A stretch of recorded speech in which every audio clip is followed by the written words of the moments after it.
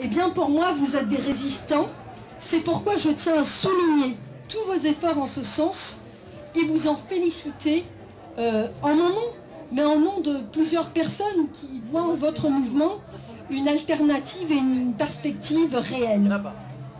Votre engagement mérite notre considération et je pense qu'il faut vous en féliciter. D'autant plus qu'il s'inscrit dans un contexte politique où il y a une répression à l'égard des démocrates en Algérie. De plus, vous n'êtes pas sans savoir qu'à l'échelle internationale, l'idéal laïque est mis à mal de différentes façons.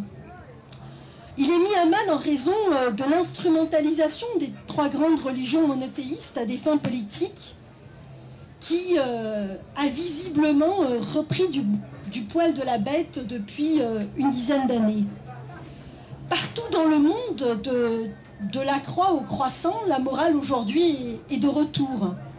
Le blasphème, vieux capitaine furibard des siècles enfuis, reprend du service, fouettant au nom du bon Dieu l'inconscience des pauvres diables. En janvier 2010, une loi anti-blasphème a vu le jour en Irlande pour punir d'une amende de 25 000 € quiconque critique une religion. Aux États-Unis comme au Canada, le créationnisme est enseigné dans les écoles privées, d'une façon pratiquement ouverte. Même si aujourd'hui plus aucun État américain n'a inscrit dans son programme l'enseignement du créationnisme, il en demeure pas moins que des tentatives sont toujours d'actualité. Mais l'Europe n'est pas en reste. Dans les années 2000, l'enseignement du créationnisme a progressé dans de nombreux pays européens, notamment en Allemagne, dans les Pays-Bas, en Russie, en Suède, en Pologne, si bien qu'en octobre 2007, il n'y a pas très longtemps, le Conseil de l'Europe s'est penché sur la question et a adopté une résolution qui a suscité beaucoup de négociations. Et je lis donc la résolution qui a été adoptée et qui dit « Les dangers du créationnisme dans l'éducation », où il est mentionné entre autres que la résolution a pour but, et je cite, « de mettre en garde contre certaines tendances à vouloir faire passer une croyance comme une science. Il faut séparer la croyance de la science, il ne s'agit pas d'antagonisme. Science et croyance doivent pouvoir coexister. Il ne s'agit pas d'opposer la croyance à la science, mais il faut empêcher que la croyance ne s'oppose à la science. » Dans plusieurs pays européens, de plus en plus d'étudiants s'opposent à l'enseignement de l'évolution en cours. Un sondage effectué au début des années 2010 par la chaîne BBC disait que 40% des étudiants au Royaume-Uni étaient pour que le créationnisme soit enseigné dans les écoles. Dans de nombreux pays du bloc de l'Est, l'avortement aujourd'hui est mis à mal lorsqu'il n'est pas tout simplement interdit. Il était légal voilà quelques années en Pologne. Aujourd'hui, l'avortement y est interdit, sous peine de prison. Donc, on voit là réellement une offensive de la part des intégristes chrétiens. Et cette grande offensive du Vatican avec Benoît XVI contre l'avortement cible non seulement les anciens pays de l'Est, mais aussi l'Europe, l'Amérique du Nord. Au Mexique, par exemple, il y a des États qui ont voté pour l'interdiction de l'avortement. Au Salvador. Alors, toutes ces questions qui sont, tous ces débats en fait sur le système éducatif, sur le statut des femmes, ce ne sont pas des débats qui sont anodins, ce ne sont pas des débats qui sont marginaux. Est-ce que ça nous rappelle quelque chose à nous qui venons du monde arabe et du monde musulman?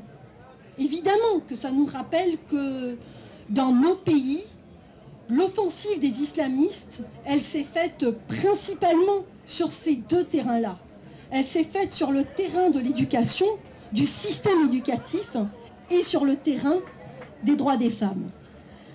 Alors, il faut y voir qu'il y a un projet. Il y a un projet d'intrusion de la part des islamistes. Et ce projet-là, il a été conçu, il a été pensé par Hassan al-Banna dans les années 1920. Et rappelons-nous que Hassan al-Banna, donc le fondateur de la confrérie des frères musulmans en Égypte, était lui instituteur. Et rappelons-nous également que le fondateur du Front islamique du salut, Abbasi Madani, était un universitaire, était un enseignant, et que le cofondateur, Ali Belhaj, était un instituteur.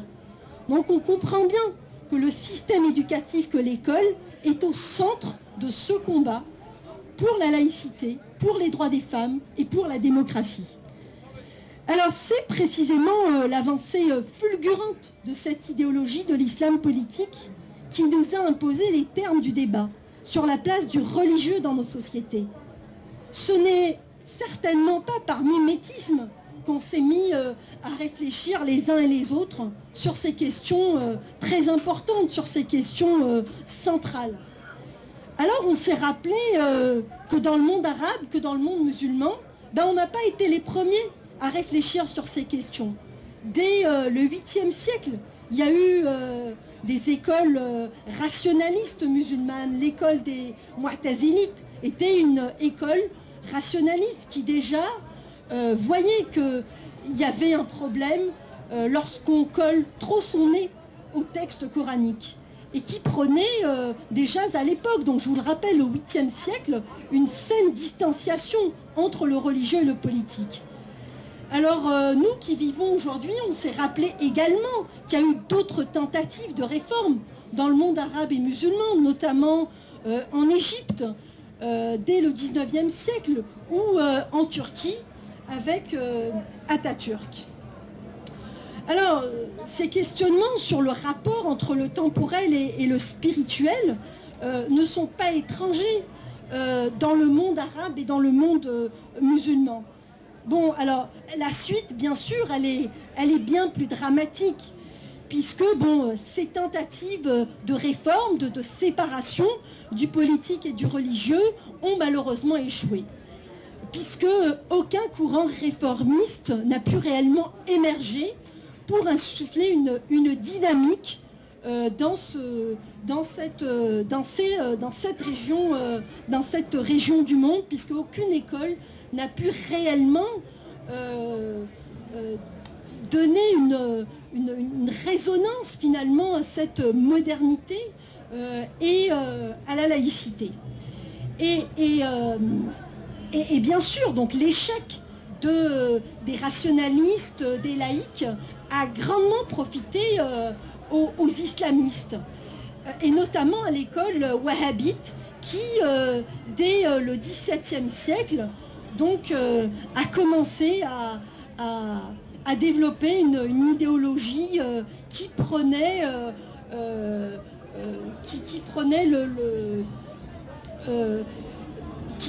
donc le salafisme. Donc je vous le rappelle, le salafisme, ça veut dire suivre à la lettre le texte coranique. Alors le débat donc sur la laïcité, c'est pas un débat qui est sémantique ou qui est juridique. C'est pas un débat de comptable. J'entends souvent dire il y a tant de pays laïcs dans le monde, il y en a 2, est-ce qu'il y en a 2, est-ce qu'il y en a 3, est-ce qu'il y en a 5, est-ce que les États-Unis c'est un pays laïque, est-ce que le Canada c'est un pays laïque? Alors bon, bien sûr ces questions sont intéressantes en soi, elles méritent réflexion, mais pour moi, même si par exemple au Parlement